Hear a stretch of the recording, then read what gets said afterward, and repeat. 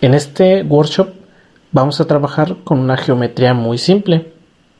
Esta geometría o este modelo está diseñado para poder evaluar los modelos de turbulencia. Como tal, ¿qué es lo que tenemos?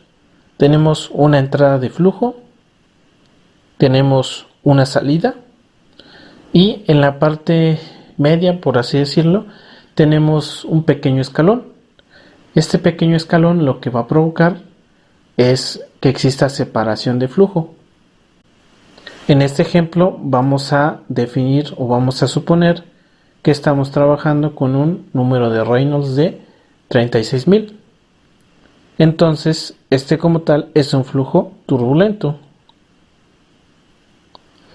Las medidas del dominio son las siguientes.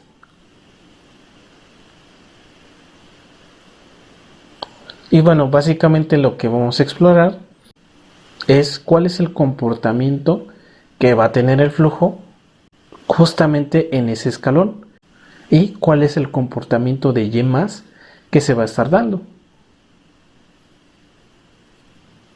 Si tienen dudas o quieren mayor información acerca de este modelo, pueden recurrir a la bibliografía que se encuentra en esta diapositiva.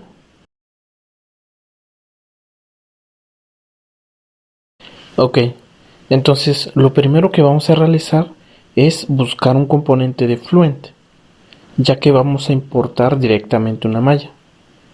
Vamos a Setup, vamos a seleccionar Import Fluent Case, Browse, y recuerden que para ubicar el archivo de malla vamos a cambiar el tipo de archivo de .cas a .msh. Seleccionamos la malla, vamos a dar doble clic en Setup y lo siguiente que vamos a hacer es activar la doble precisión y utilizar 4 procesadores en paralelo.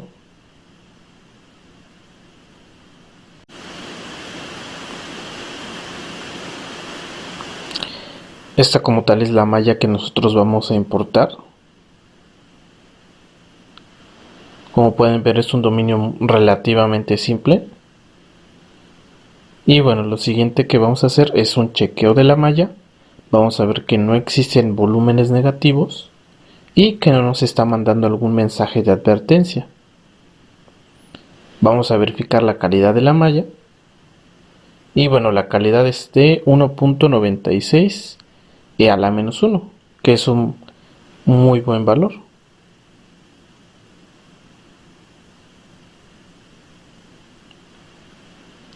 Ahora vamos a la configuración de la física, seleccionamos Viscose y como habíamos comentado, en este apartado el modelo por default es el K-Omega SST, que ya está seleccionado. En esta ocasión vamos a utilizar este modelo y vamos a configurar las propiedades de los materiales. Vamos a cambiar la densidad a 1.18 kilogramo metro cúbico y vamos a modificar también la viscosidad 1.185 e a la -5 kilogramo metro segundo. Damos clic en Change Create, cerramos y vamos a seleccionar las condiciones de frontera. Únicamente vamos a modificar la entrada. Como tal, outlet es una salida de presión y la única opción que queda por modificar es inlet. Vamos a seleccionar un valor de 41.7 metros por segundo y en la parte inferior se encuentran las opciones de turbulencia. Aquí es donde se encuentran las opciones que vimos en la lectura. ¿Sí? Vamos a utilizar en esta ocasión la opción de intensidad y diámetro hidráulico. Vamos a utilizar una intensidad de 5% y un diámetro hidráulico de 0.2032 metros.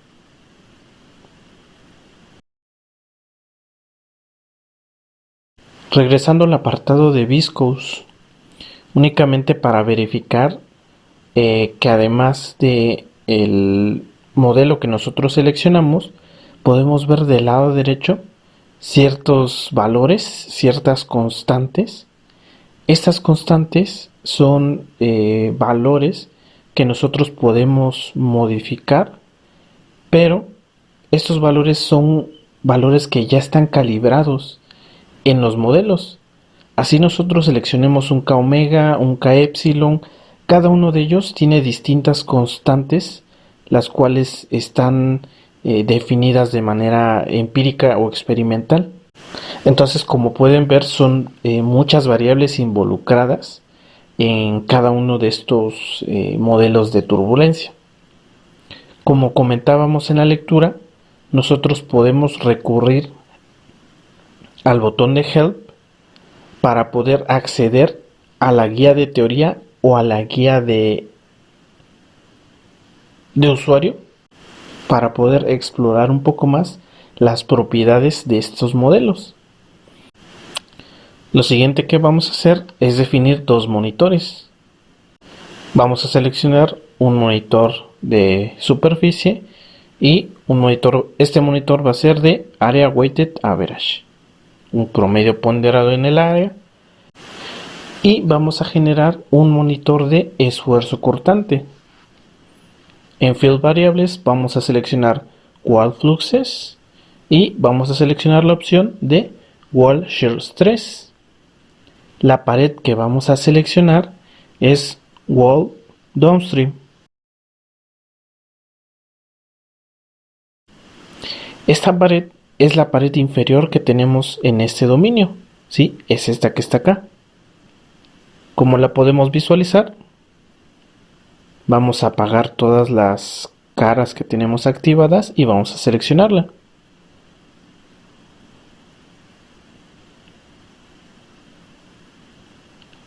Entonces este monitor lo que hace es calcular el promedio de los esfuerzos cortantes que se están dando en esa pared.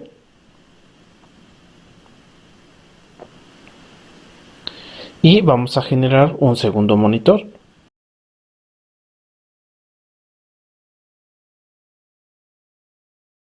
De nuevo será un promedio ponderado.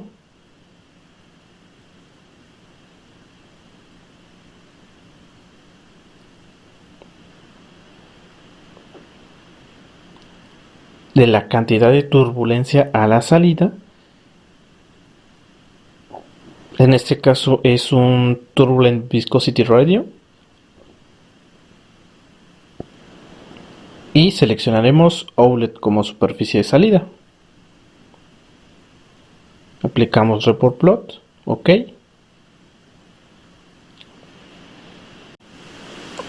Como tal, tanto en métodos como controles, vamos a utilizar las opciones que ya el software trae por default.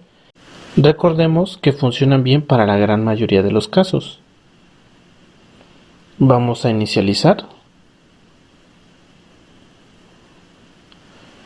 Vamos a dar un valor de 150 iteraciones y vamos a calcular.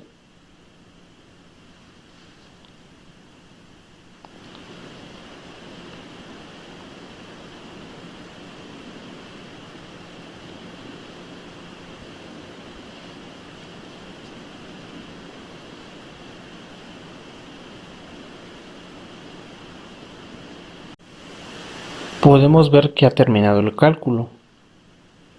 Si vamos a los flujos y hacemos un imbalance de masas entre las entradas y las salidas, podemos ver que los resultados netos son muy pequeños en comparación con la entrada y la salida. Podemos ver que el imbalance es despreciable en comparación con las cantidades de entrada y salida, y podemos ver los residuales han convergido.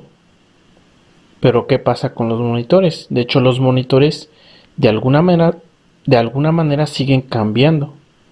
Muy poco, pero se sigue viendo que existe una tendencia a que están cambiando esos valores. Lo que vamos a hacer es ser más estrictos con el criterio de la convergencia. Vamos ahora a modificarlos a solución. residuales. Y bueno, aquí están los valores que tenemos para la continuidad. Vamos a agregar otros dos ceros. Vamos a solicitar que el criterio de convergencia sea a 1e a la menos 5 en lugar de 1e a la menos 3. ¿Por qué solamente modificamos la continuidad? Bueno, si vamos al gráfico de los residuales, la continuidad o el gráfico de continuidad es el más alto de todos, ¿sí? Como tal, es el último que convergió para que se detuviera el proceso iterativo. Entonces, mientras nosotros únicamente modificamos la ecuación de continuidad, el proceso iterativo debe de continuar con la nueva regla. En este caso, que la continuidad llegue a un valor de 1e a la menos 5. Vamos a calcular de nuevo. Como tal, ya se ha tomado la solución que previamente ya se había calculado.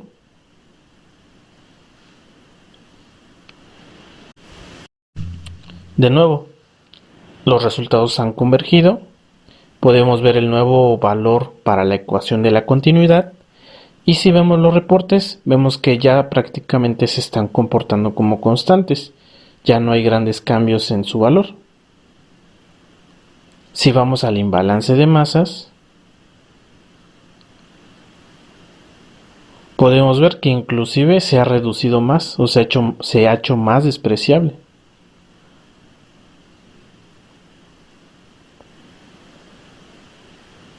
Lo siguiente que vamos a hacer es generar vectores de velocidad para ver el comportamiento del flujo. Vamos a dejar el nombre por default. Vamos a seleccionar como variables velocidad. Vamos a colorear por velocidad y haremos el plot sobre el plano de simetría 1.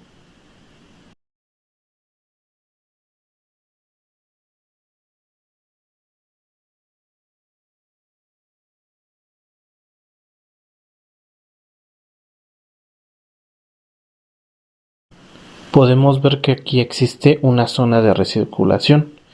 Vamos a modificar el tamaño de los vectores, ¿sí? De una escala de 1 a 2. Vamos a duplicar el tamaño de esos vectores para que nos muestre o para poder visualizar de mejor manera esa zona de recirculación. Precisamente se está dando por ese pequeño escalón que se tiene desde la entrada del flujo. Podemos ver, existe aquí un cambio en la dirección del flujo, ¿sí? Una zona que se está moviendo en dirección contraria a la que tenemos en la parte superior. De este lado podemos ver cómo cambia la dirección del flujo, como en algún momento esas flechas tienen valores muy pequeños.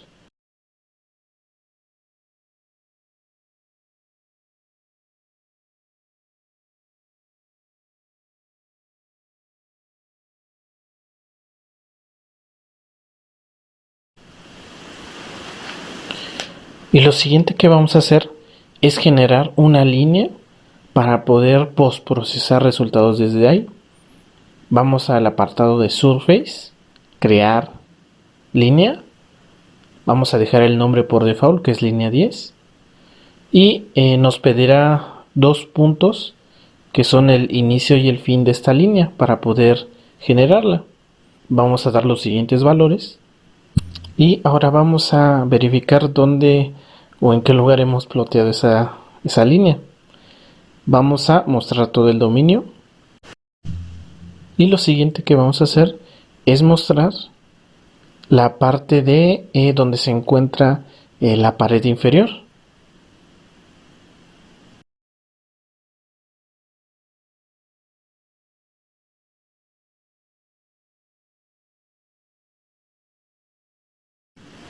¿Sí? Estas celdas o este conjunto de celdas representa la pared inferior. Ahora vamos a plotear la línea que nosotros generamos. Y podemos ver, esa línea amarilla corresponde a la línea 10 que se generó en función de los puntos que nosotros dimos.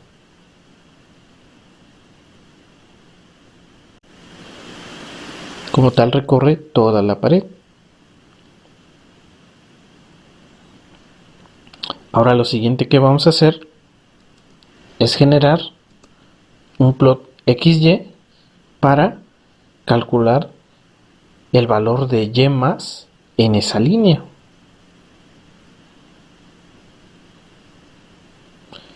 Vamos a seleccionar por default la opción de posición en el eje X y en el eje Y vamos a cambiar la función a turbulencia. Seleccionamos la variable Y+, seleccionamos la variable wall Y+,